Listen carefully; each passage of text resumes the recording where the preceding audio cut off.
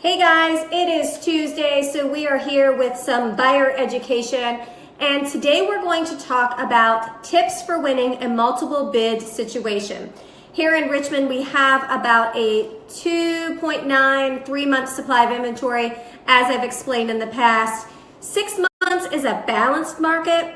Anything over is a buyer's market, and so we are definitely in a seller's market with a 2.9 to 3-month supply of inventory.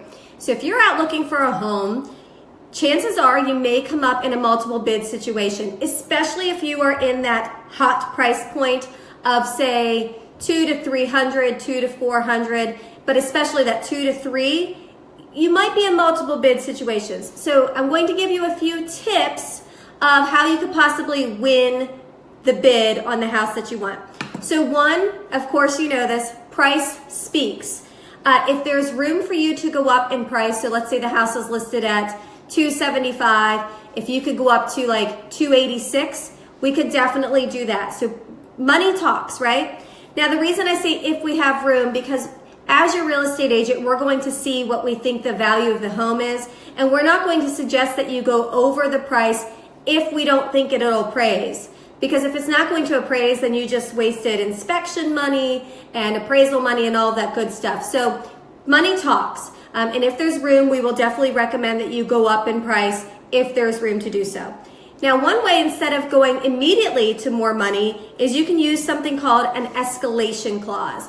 An escalation clause is when we say, buyer agrees to go X amount of money over the next bona fide offer up to X cap. So that might be John Smith agrees to go $500 over the next bona fide verified offer up to a cap of, if the house is $175, $185. So that means that if you put in an offer $175 with an escalation clause and they get an offer at $177 and yours was $500 over, you would pay $177, $500.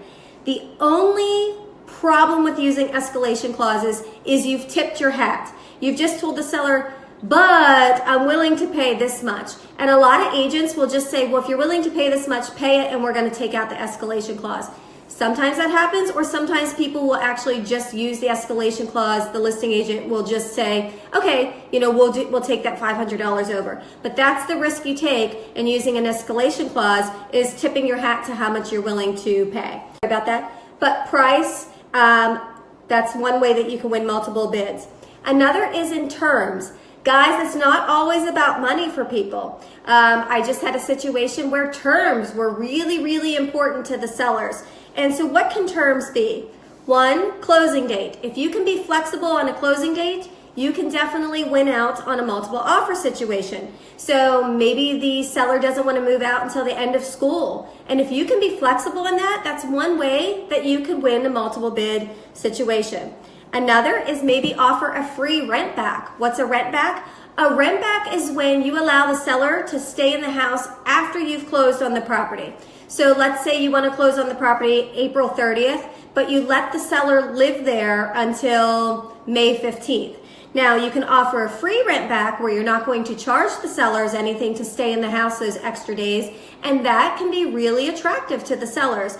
The danger in that is if the seller would destroy the home, you've let them stay there for free. So what I'd recommend is you can let them stay for free with no rent, but that we put in some kind of deposit in case they destroyed the property or did something like that. But terms are definitely something that sellers look at. Another thing, so we've got price, we've got terms. Another thing you can do is inspection. Okay. I never ever recommend that you waive inspections. I just don't. And if you do waive them, I'm going to make you sign a paper that says, for your protection, we told you to get a home inspection, but you've decided not to.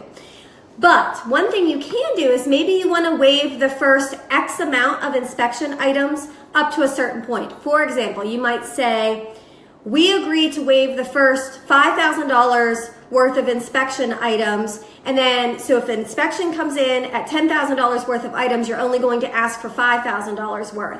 And it all depends on your financial situation, so it's definitely something we will talk you through.